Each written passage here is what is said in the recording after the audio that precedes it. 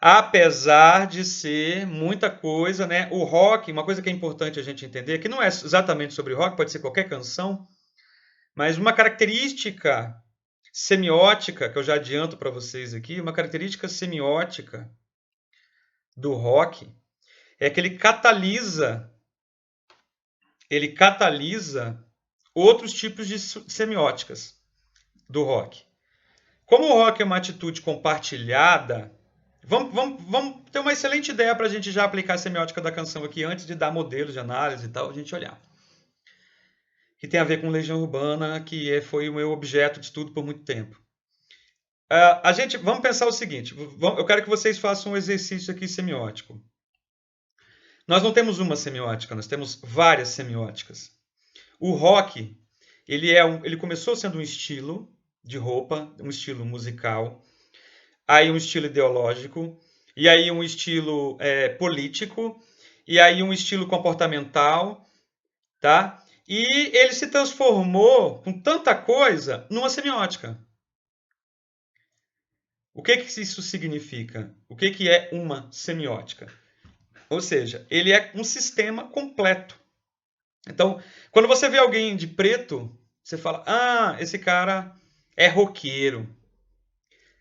Tem certos clichês que já praticamente fazem parte de uma semiótica do rock and roll. Né? Tô falando aqui de modo bem simples, mas para a gente poder entender, né? Então, a gente tem um sistema que intercambia elementos e que você já diz é o rock. Você sabe quem está passando por esse processo também? O hip hop, o rap. O rap hoje ele já é um conjunto, né, de elementos. Ele é uma semiótica, praticamente. A gente pode falar da semiótica do rap. Isso é muito importante para vocês aí. Nós não precisamos mais usar a semiótica para analisar. Não é assim mais. Se você pensa que a semiótica é um conjunto de signos, de representações, e a ciência semiótica ela busca entender como eles funcionam, quando você olha um sistema com vários signos com a mesma identidade, então qual é a característica do hip hop? Primeiro que o hip hop ele nasceu letra e canção, o rap é falar, e aí ele tem o grafite, né, a cultura hip hop de modo geral, ele tem uma postura, ele tem uma ideologia, tá? Ou ideologias diversificadas. Esse conjunto, esse bolo, esse pacote, esse combo, que não é um combo, na verdade é um pacote, é uma semiótica própria. Ele já é uma semiótica própria. Você vai buscar lá dentro representações daquela semiótica. Voltando, se você pegar a base do rock e a base do hip hop, você vai ver que na base dessas duas semióticas tem outras semióticas anteriores, que são o hip hop americano, ou hip hop europeu, ou o hip hop latino, que é forte, muito forte aqui essa passagem. E aí quando você vai lá pegar o rock, você vai pegar as bases do rock nacional, você vai pegar o Legião Urbana, você vai perceber que você tem uma base semiótica de outro local. Então, é diferente, por exemplo, quando você pega, professor, mas toda semiótica afeta outra semiótica. Claro que sim. Porque os signos eles são intercambiáveis. Mas essa identidade com que faz que eu jogo as cartas e digo, essa carta aqui é do joguinho do rock, esse signo aqui é do joguinho do rock, não é do hip hop, o nome disso é isotopia. Pronto, falei. Então vocês devem ouvir falar muito aí de isotopia, é o texto famoso do Rastier, que é a isotopia é essa harmonia, essa reiteração entre signos que possuem identidade. Então o hip hop tem isso, o rock também tem isso, o sertanejo também tem isso. O forró também tem, né? A gente poderia já falar hoje uma semiótica do forró, já. A gente já poderia falar de uma semiótica do forró, porque a gente poderia falar do forró enquanto uma própria semiótica natural. Não natural, desculpa. Tem que tomar cuidado com as palavras que eu não posso confundir vocês. Semiótica natural é a semiótica da vida. Quando você olha para o lado e vê o sol, quando você olha e vê a natureza, quando você olha e vê a camiseta. Uma semiótica natural são signos. Nós estamos falando aqui de signos. Nós estamos falando de signos naturais, compartilhados no mundo inteiro, tá? E eu quero que vocês participem, tá, pessoal? Por favor, vocês não passem um conceito aqui, porque é melhor você trabalhar 3 conceitos e aprender os 3 do que o professor falar um monte de conceito só para parecer que ele sabe, mas vocês não aprenderem nenhum. Eu acho que o mini curso é isso. O mais importante é a gente ir devagarinho para que vocês captem todos os detalhes que são importantes para. Eu escolho as coisas da semiótica que são importantes para vocês, que são importantes para o público geral, que quer usar. Eu sou muito pragmático quanto a isso. Eu não vou escolher lá o dilema da semiótica porque eu não quero isso. Eu quero trazer coisas que vocês possam usar. Então, a primeira coisa que a gente tem que entender é o seguinte: existem semióticas. Então, quando você trabalhar com a canção, você vai ter que adentrar o universo daquela semiótica. Então, quando eu falo que o rock nacional ele já partiu de uma semiótica anterior, é porque a gente vai sentir um pouco de plágios. E vocês vão talvez ficar um pouco preocupados com isso. Não são plágios, são emulações. Mais um conceito, tá? Nós temos um primeiro conceito que é a isotopia. Esse é um conceito muito importante. Ele está no livro de poética, né? Semiótica e poética, compilado pelo Greymar. Esse texto do Rastier é muito importante, ele vai falar sobre isotopia. Eu até pretendo construir conteúdo sobre isso, porque não tem tanto conteúdo sobre isso. Sem ser no mundo acadêmico mesmo. Então, eu pretendo trazer um pouquinho para a realidade. Então, o que é isotopia? É esse signo que compõe uma identidade semiótica dentro da cultura, tá?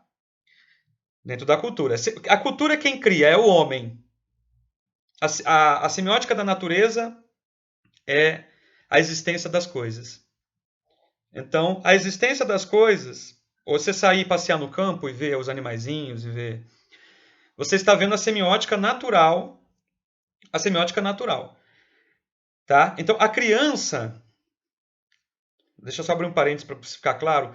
A criança, quando ela estuda, na primeira série, segunda série, ela aprende a linguagem, a língua, pela semiótica natural. Foto do gatinho. Porque a semiótica natural é que ela tem acesso. Eu não posso discutir política com a criança porque ela ainda não está... Claro que eu posso, óbvio, mas eu vou ter um entendimento diferente, porque ela ainda não está dentro da cultura. Nós mergulhamos na cultura semiótica. A gente vai mergulhando. Nós começamos, quando a gente começa a se escolarizar, a gente domina a língua. Aí a gente sai da semiótica. Nós saímos da semiótica plenamente natural e vamos para a semiótica da língua, que é a semiologia. Não sei se alguém já contou isso para vocês, já partiu dessa percepção para vocês. Voltando, só para vocês entenderem. Quando nós somos crianças, e que bom voltar a ser criança se a gente pudesse, né? Quando a gente volta a ser criança, a semiótica que a gente conhece, as representações, os signos que nos são conhecidos, é a natural. A mamadeira, né? O leitinho, mama, papa, né? A casa, e aí você começa a sair para a rua, então você começa a ver o gatinho, o bichinho, o bonequinho. Semiótica plenamente natural dentro do teu universo natural. A cultura, ela está começando a se formar dentro de você. Eu digo que quando a criança escolhe a Barbie, ela teve o primeiro impacto cultural da vida. É o termômetro, assim, pá, a cultura funcionou naquela criança. A cultura mercadológica afetou a criança. Ela já quer a Barbie, que beleza. Né? Quando ela não diferencia a bonequinha da avó de pano, que é feita artesanalmente e mal feita de qualquer forma, mas o que vale é a intenção. E que a Barbie também não é bem feita, bem mal feita às vezes. Para a Barbie, a cultura já interferiu ali dentro. Aí ela já tá, só que aí ela já interferiu porque ela já domina a língua, que é o segundo nível, que é a semiologia. Ela já domina a língua. E quando você domina a língua, isso é muito importante, mas muito importante, mas muito importante. Eu acho, gente, que isso é muito importante. Quando você domina a língua, uma coisa entra na tua vida. Tá? Uma coisa entra na tua vida quando você é alfabetizado e você domina a língua. a leitura escrita. Estou falando só de leitura, leitura de texto, leitura do mundo. Sabe o que você ganha de presente? E nem sei se isso é bom, pode ser um cavalo de Troia. Uma coisa chamada valor. A língua te dá, no primeiro momento, a semiótica da língua, a semiologia, quando você aprende a ler o mundo, a entender, você começa a ter valores. E a língua, ela é feita por valoração. Eu estou explicando isso para vocês para a gente chegar lá na música, na canção. Então, o que é valor? A criança, quando ela desperta por uma Barbie, por uma boneca de pano, ela já construiu um valor sobre a Barbie e construiu um valor sobre a boneca de pano. Ela, a criança, vê que a boneca de Barbie, ela tem um circuito de valor enquanto signo maior do que... Quando ela vira adulta, ela percebe que o valor, na verdade, é maior da boneca de pano. E ela se arrepende de não ter guardado a boneca de pano, porque a Barbie ela vai encontrar em qualquer lugar. Mas a boneca de pano ela só vai encontrar das mãos das suas avós, ou das suas mães, das suas bisavós. Isso é questão de valor. A língua te dá, a semiótica da língua te dá uma coisa muito importante chamada valores. E aí a gente começa a viver a vida olhando valores. A gente começa a escutar o que as pessoas falam e as palavras têm valores. E hoje, nessa época que a gente está, meu Deus, a gente está muito ou hipersensível ou hiperirritado com os valores. Beleza, então a gente sai do nível da semiótica natural. Isso é importante para vocês entenderem quando eu for discutir mais, né, a canção. A gente vai para a semiótica da língua.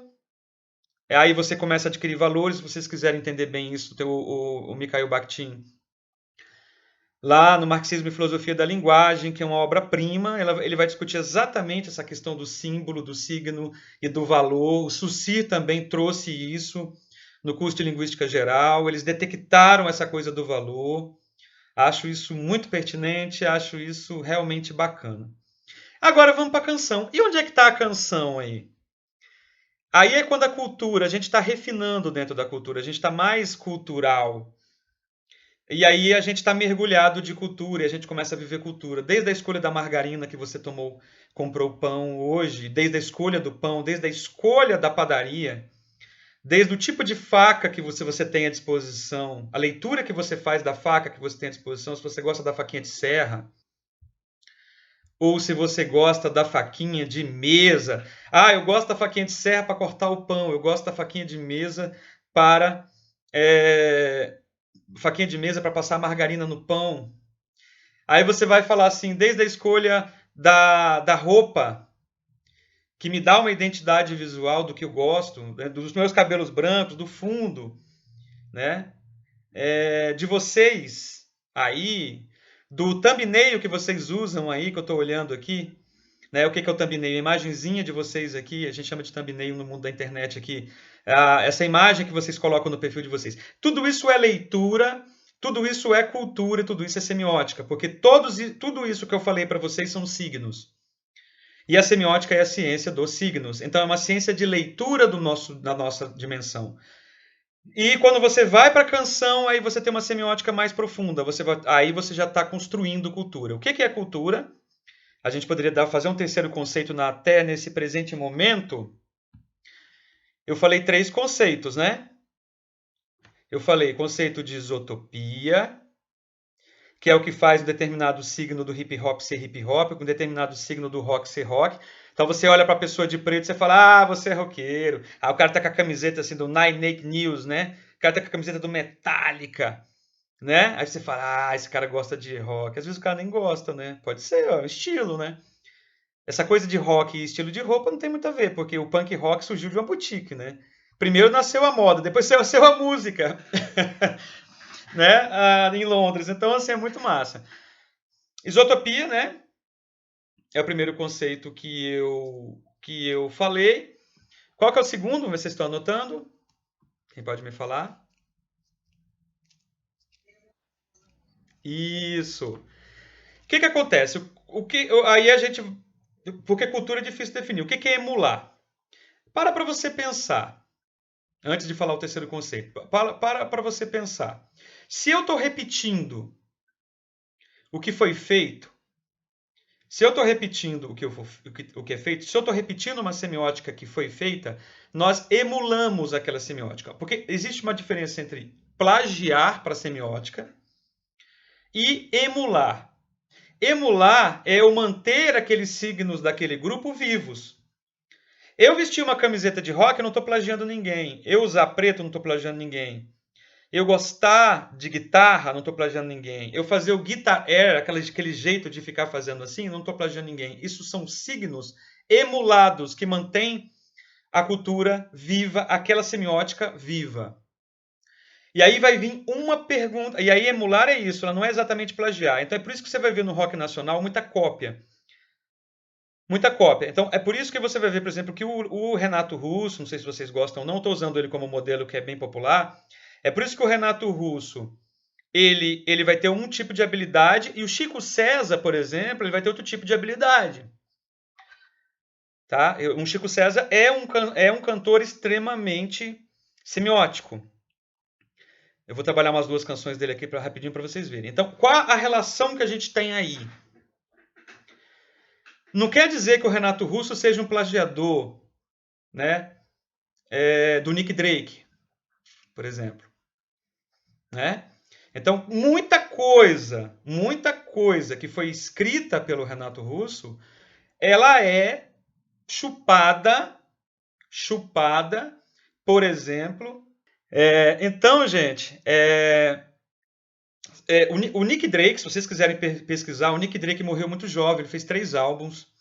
Ele é um cara do folk music inglês, é uma lenda, tá? O Nick Drake é praticamente uma lenda. O The Smiths, por exemplo, né? Afetou muito o Renato Russo, algumas músicas. A Bíblia, né? O Renato Russo amava usar, né? Ele percebeu. O Renato Russo ele foi percebendo que ele tinha que usar, ele se estimulava com outros gatilhos. Só para vocês entenderem. Então ele é a semiótica do rock, ele começou como punk rock na década de 80, que país é esse e tal, para vocês entenderem esse primeiro momento. Mas ele foi evoluindo enquanto pessoa, enquanto compositor, enquanto leitor, e aí ele foi trazendo dentro da obra dele frases, né? Então ele tem frases tanto musicais, claro, o rock dele imita muito o rock inglês, principalmente na década de 90, mas ele vai trazendo frases que são adaptações, emulações, por isso que eu estou falando. Emular não quer dizer copiar. Emular quer dizer reativar. Né? Eu reativo aquele signo que foi usado naquele momento que funcionou. Olha que legal. Eu reativo um signo que foi usado naquele momento e que funciona. Então, que signo que funciona no rock? O solo de guitarra funcionou por muito tempo. Então, quando eu emulo, eu uso o solo de guitarra mais uma vez. Entendeu? Quando eu uso o solo de guitarra, eu emulo. Por um tempo, o rock dos anos 80 gostava do saxofone.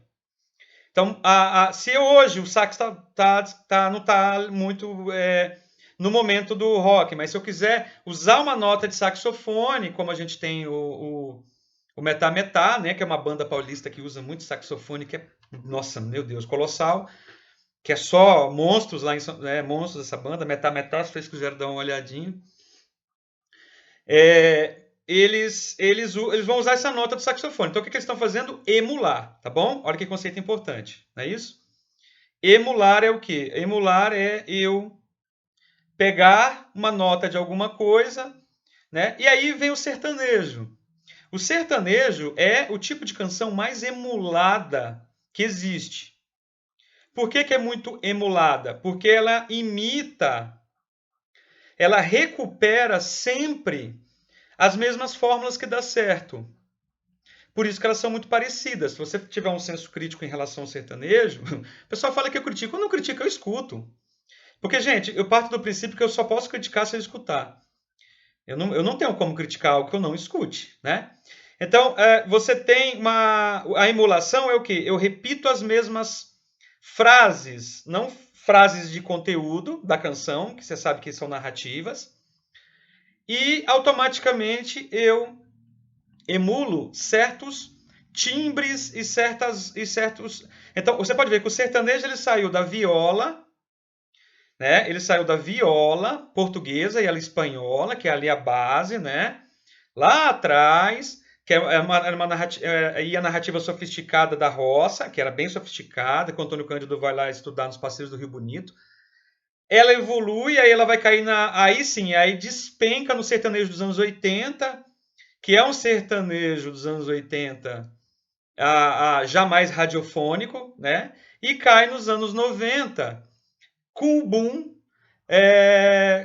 das duplas conectadas a um tipo de sertanejo que se auto-emula, Zezé de Camargo Luciano, Leandro Leonardo, o Christian Ralph um pouco antes da década de 80, esse sertanejo dos anos 90. E ele vem eclodindo, então ele emula por muito tempo um estilo, aí vem um para romper. Né? Assim como aquela banda Jorge Mateus rompeu inserindo a sanfona em um tipo de nota diferente, aí você tem outro dupla que rompe. Então as duplas elas vêm rompendo até que chega um desgaste, até que o tempo de romper com nova inserção de um novo elemento fique mais curto. E aí só copie, só emule. Então emular é simplesmente reiterar, tá? Uma nota, quando eu digo nota, eu digo pode ser um signo, pode ser alguma coisa dentro do sistema semiótico que você vai reusar, tá? Então só para a gente poder entender isso aí. Então agora cultura, para a gente finalizar essa parte introdutória aqui, a cultura é o trabalho que a gente faz sobre a natureza. Quem falou isso foi o Levi-Strauss. Tudo que nós seres humanos, eu e vocês que estão aí, fazemos sobre a natureza é cultura. Né? Nós temos um plano de vida normal. A gente poderia morar na gruta,